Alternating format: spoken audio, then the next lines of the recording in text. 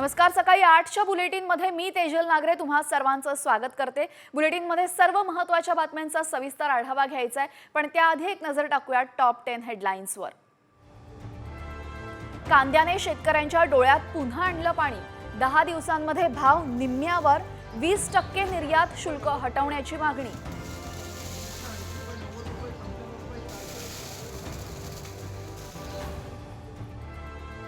भर सभेमध्ये मंत्री नितेश राणेंना शेतकऱ्यांना घातली कांद्याची माळ।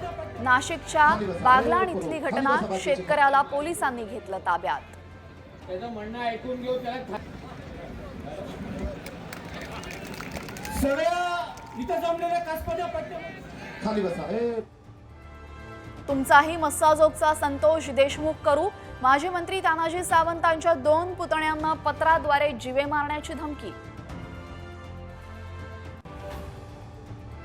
मुंबईकरांसाठी आनंदाची बातमी, म्हाडाच्या 2264 घरांसाठी अर्ज करण्यास मुदतवाढ, तर 6 जानेवारीपर्यंत भरू शकणार अर्ज।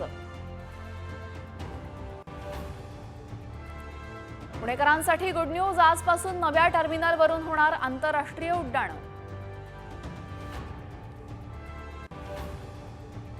शिमल्यात जोरदार बर्फवृष्टी, ख्रिसमस आणि न्यू इयर सेलिब्रेशनसाठी आलेले पर्यटक बर्फवृष्टीमुळे आनंदले। अयोध्येमध्ये 11 जानेवारीपासून वार्षिक उत्सव, रामलल्लाच्या प्राणप्रतिष्ठा महोत्सवानिमित्त उत्सवाचं आयोजन। भारताचा माजी क्रिकेटपटू विनोद कांबळी प्रकृती अस्वस्थ्यामुळे रुग्णालयात दाखल, भिवंडीतल्या आकृती हॉस्पिटलमध्ये उपचार सुरू।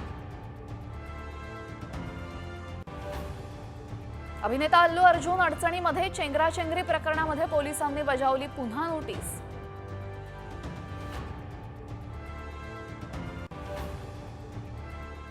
श्याम बेनेगल यांचं निधन, समांतर सिनेमा जगणारा दिग्दर्शक काळाच्या पडद्याआड।